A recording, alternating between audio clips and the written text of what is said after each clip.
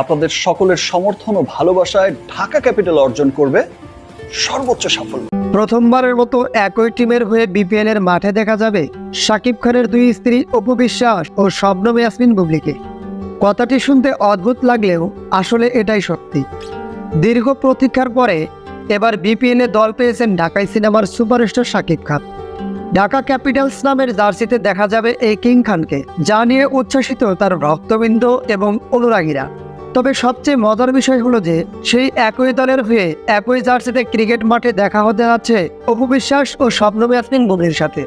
ভাবতেই অবাক লাগছে যে যারা একে অপরের নামটি পর্যন্ত শুনতে পারে না, তারা কিনা একই দলের হয়ে একই জার্সিতে একই টিম সাপোর্ট করবেন।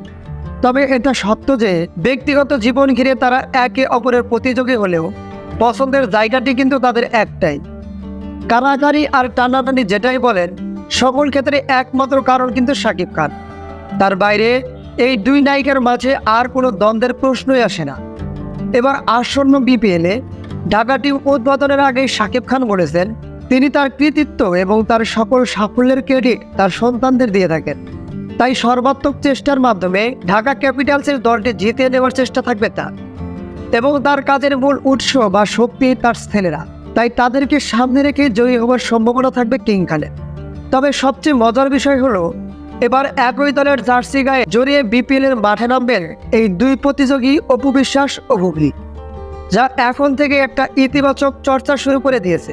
বাবার টিমের খেলা দেখতে গ্যালারিতে বসে আলো ছড়াবেন শাকিব খানের দুই পুত্র। বলা যায় বিপিএল এর দর্শক গ্যালারি এবার বেশি জমজমাট হতে পারে শাকিবের পরিবারের জন্যই। কেননা এবার একই দলের একই জার্সিতে একই সাথে সব তারকা পরিবার। অপু বুবলির বাইরেও ঢাকা দলের জার্সিতে মাঠে দেখা যাবে শাকিব খানের হারল্যান্ড কোম্পানির আরো 5 নায়িকাকে, যা বিপিএল শুরুর আগে একটা ভিন্ন রকম আমেজ তৈরি করেছে দর্শকদের মাঝে।